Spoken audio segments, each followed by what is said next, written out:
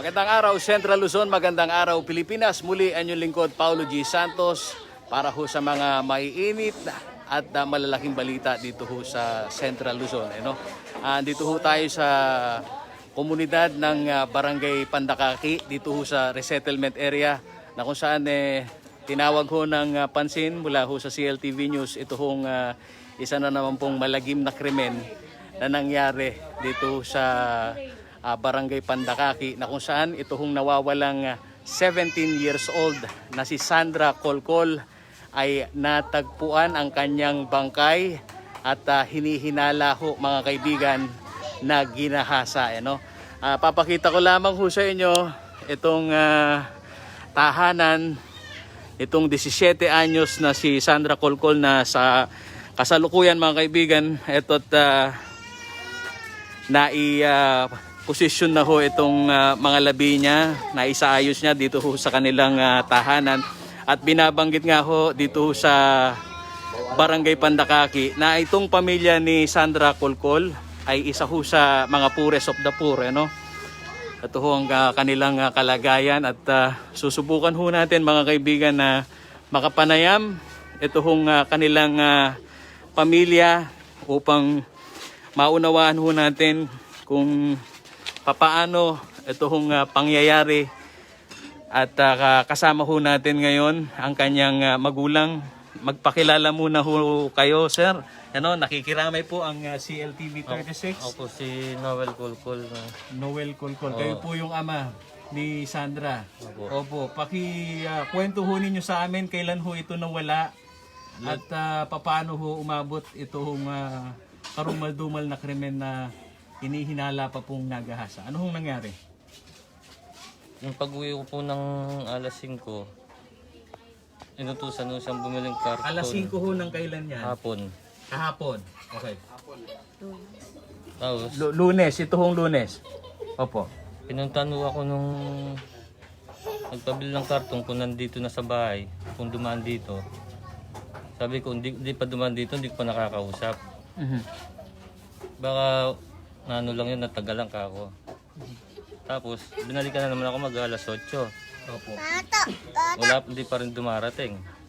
Yun na po, doon na po kami yung naganap. Lunes pa po siya nawawala. Oo. Ngayon po ay araw ng Huwebes. Merkulis po siya nakita. Miyerkules, kahapon lang ho ito nakita. Ano hong kalagayan niya nung natagpuan ho Hindi ko siya? na ho tinignan doon sa Saang barangay ho at Tangle. anong lugar? Barangay Tangle po.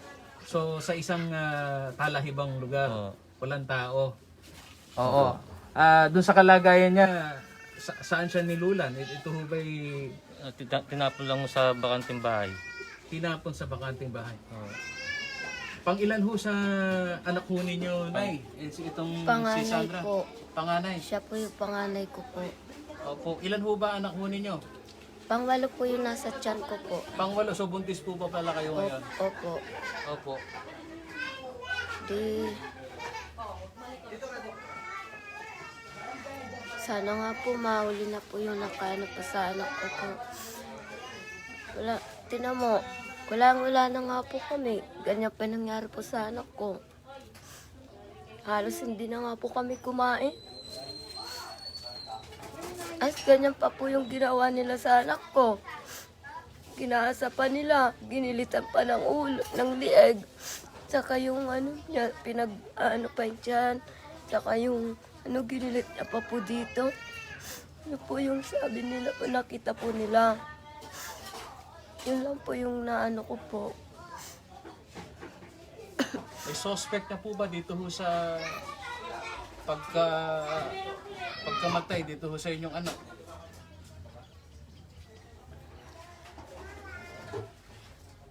Parang ano po, mayroon na po. Sino ho yung suspect? Ito ho ba'y malapit din sa kanya? Kilala niyo ho ninyo? Kabarangay din ho ninyo? Opo, dito lang po. Ano ho motibo? Sana nga po maulit na po siya.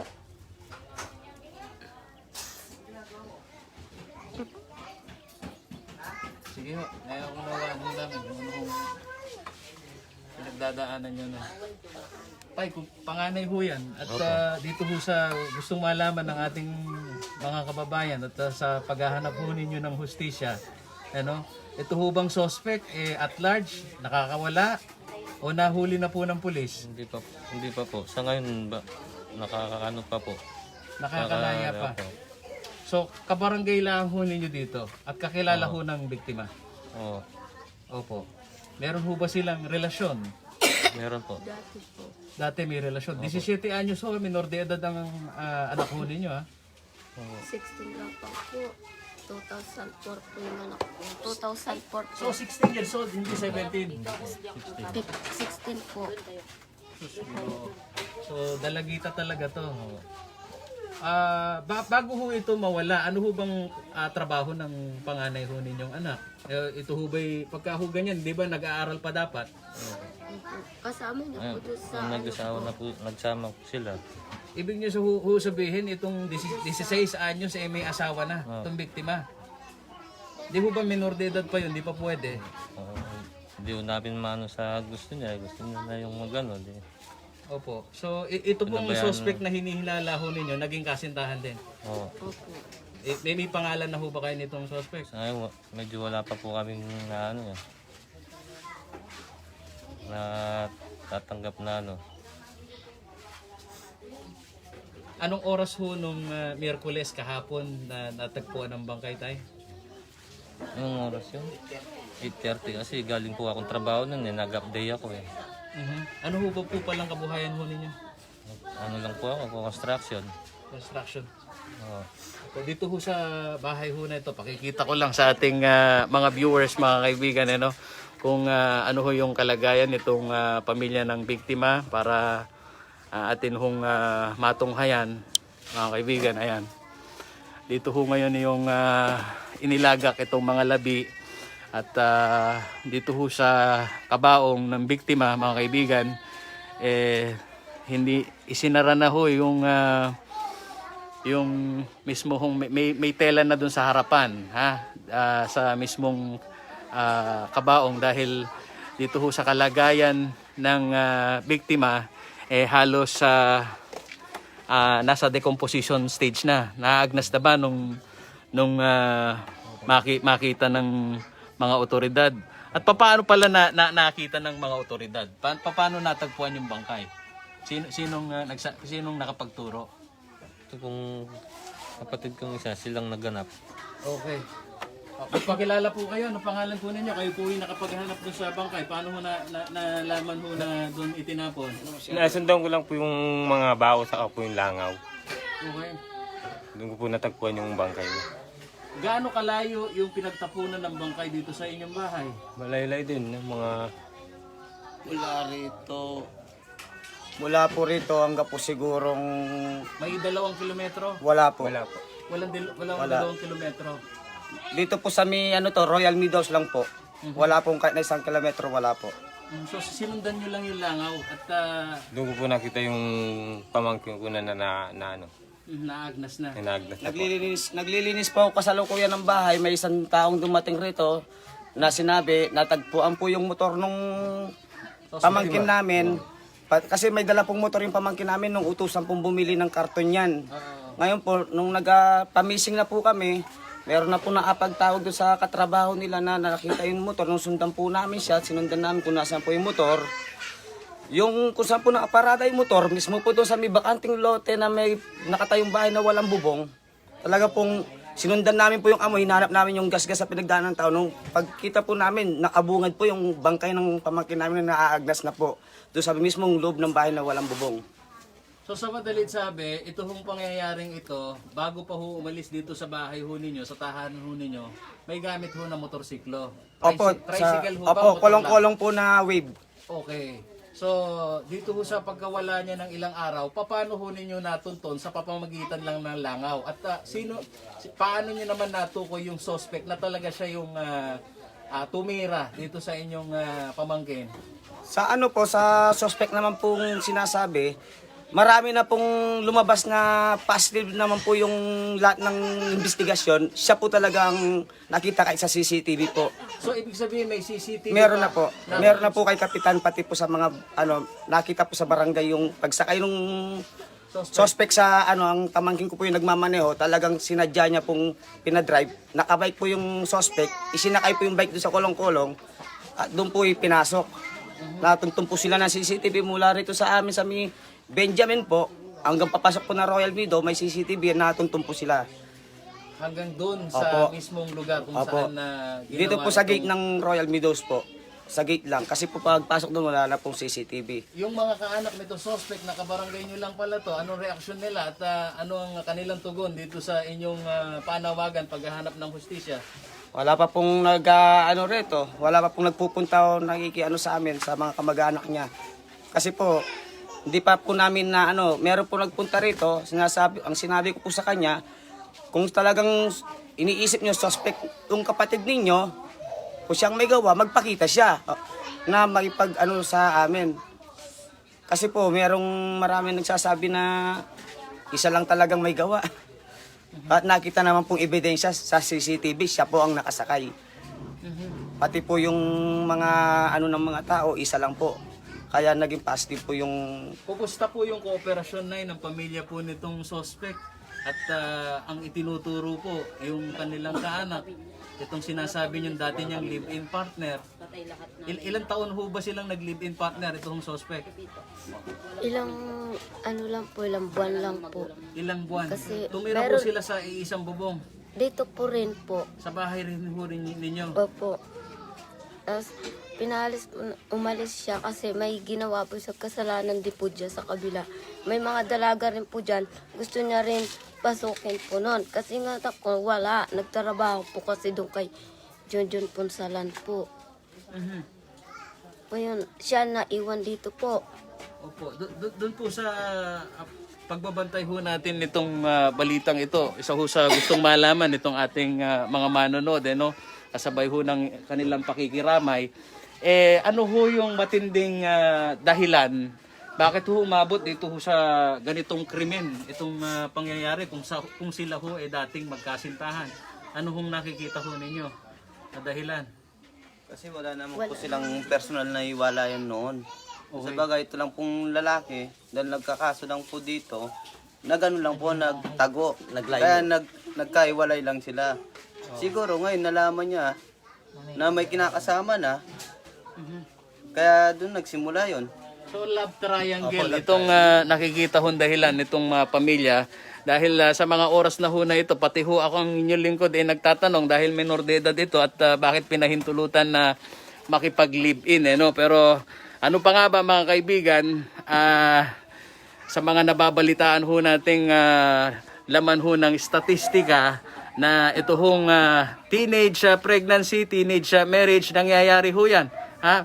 At ito, nagiging komprontahan ho itong atin hong paghahanap ng impormasyon at gayon na rin ho itong pagbuo ng kwento dito ho sa senaryong ito na isa ho sa malinaw na naririnig ho natin, love triangle, ito ho daw suspect na hindi pa nagagawang pangalanan ito hong pamilya dahil lang sinasabi ho at large ito at isa ho sa pakiusap mga kaibigan nito pong pamilya kasabay ho nitong manhunt operation ng PNP sila raw sinasabihan na huwag munang i-disclose ito hong pagkakakilanlan ng suspect. Pero ano pa nga ba mga kaibigan, ating ibibigay yung konsiderasyon na yon at tayo magtutungo din sa Philippine National Police mamaya kung saan na umabot yung kanilang investigasyon. Pero samantalahin ko na rin itong pagkakataon na to dahil isa ho sa nababanggit ho nilang dahilan, itong love triangle. At ang kasama ko naman ho ngayon dito sa aking gawing kanan ay ang kanyang kinakasama. Magpakilala ka muna dito sa ating mga followers. Ano hong pangalan ho ninyo? At ito ho yung nasawi, batang-bata, neneng na neneng pa mga kaibigan. O, pakita ko. Ayan, batang-bata. At binabanggit nga ho ni Kapitan dito ho sa Pandakaki na naging kasambahay ho nila ito. At 8 magkakapatid, yung buntis pa si nanay kanina na nakapanayam ho namin. Magpakilala ka muna, Iho. Anong pangalan mo at ilang taong gulang ka na? Ako po si Homer Nieves. 31 years old po. Mm. Kailan kayo nagsama ni kumpleto pangalan ng biktima ng asawa mo? Sandra Kulkul. Sandra, oh. Kulkul po. Oh. Kailan pa kayo nagsama? Alam mo bang minor de edad yang bawal pa kayong hindi pa kinikilala ng batas yung pagsasama ninyo? Po. Live-in partner mo lang. Abo, live-in partner ko po. Oh, kailan pa kayo naging magkasintahan? Noong October po. October lang. Yung kilala mo ba yung hiniwalayan niya? Yala ko po. Oo, kaibigan mo rin. Hindi, nakikita ko lang po sila. Okay. Nung una silang nagkasama, ayun ang unang asawa niya po. Mhm. Ikwento mo sa akin, ano ba yung mga isinusup kasi kung kasintahan mo yan, malamang sa malamang nagkakakwentuhan kayo at binabanggit niya kung sakaling may harassment na ginagawa yung kanyang dating kasintahan. Anong banggit niya? Wala naman po, ang huling ano niya, habang nagtatrabaho ako, nagbigay po sa akin ng tubig. Mhm. Sabi niya sa akin, asawa ko, mahal na mahal kita. Yung pala po, nagpapahalo na po pala siya. Meron na po parang nangyayari masama sa kanya.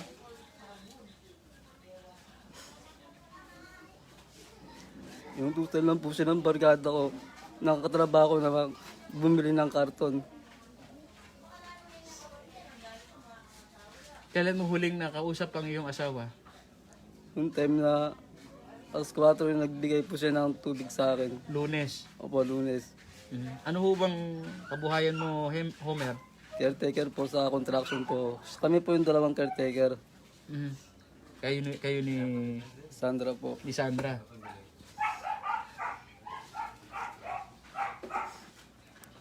Anong gusto mong sabihin dito sa primary suspect na ngayon nakalaya pa? Gusto ko lang po mahuli siya. Kung ano mang ginawa sa kanya, gawin din po sana gagawin sa kanya. Grabe po yung ginawa sa asawa ko. Binaboy.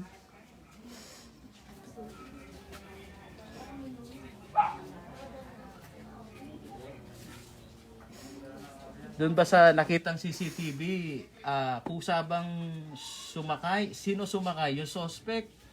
Diyan sa kulong-kulong ng live-in partner mo? O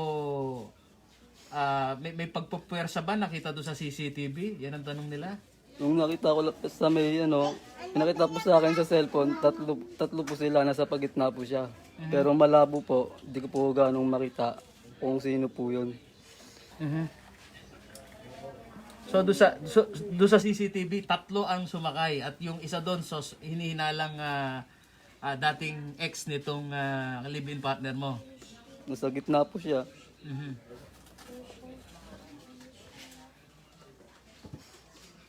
Ano panawagan mo? Samantalahin mo itong pagkakataon na to, kapatid. Sumaki lang po. Sana mabigyan siya ng justisya.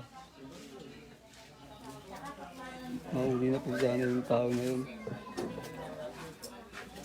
Anong apelido mo, Homer? Homer Nieves po.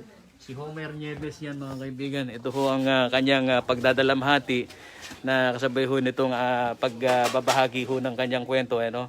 Isa ho ito sa muka, mga kaibigan, ng ilang pong mga kababayan ho natin na sabi nga ho nitong lokal na pamahalaan dito ho sa Barangay Pandakaki, nasa kategoryang poorest of the poor ho itong mga kababayan ho natin dito. Sa isang bubong, ilan ho kayong pamilya ho dito?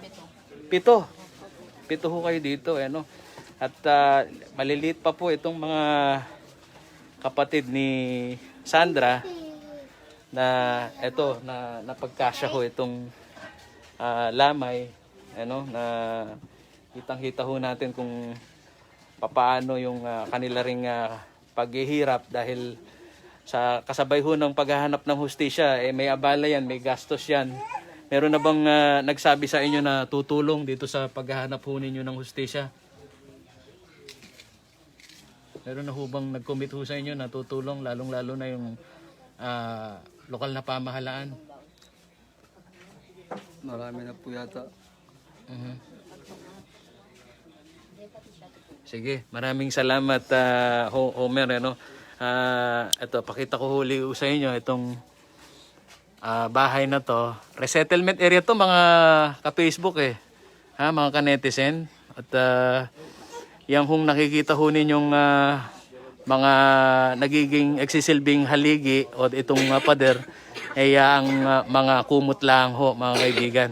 At ang isa ho sa aalamin ho natin maya-maya kasabay ho nitong paghahanap ho natin ng development dito ho sa kasong ito, kung sino-sino ho yung mga suspect, pero magamat hindi ho nila mabanggit ho sa atin kung ano ho yung kumpletong pangalan nitong suspect, dahil isa rin ho sa intindihin ho nila kung papaano mahuli ito kaagad-agad. So 17 anyos, mga kaibigan. Sorry, 16 years old pala. Magdi-17 anyos lang ho itong si Sandra Kolkol, na kahapon lamang ho natagpuan, hindi ho kalayuan, dito ho sa mismong kanilang tahanan sa isang liblib, masukal at isang bakanteng bahay, tama ba? Oo, na di umano, mga kaibigan, doon na nangyari yung kahalayan at pagpatay dito sa biktima. Muli ang inyong lingkod, Paulo G. Santos, at tabayanan po ninyo ang development nito pong balitang ito. At mga kaibigan, samahan din ho natin ho silang magdasal at hanapin ng hustisya dito ho sa malagim na pangyayari na ikinasawi ni Sandra Kolkol.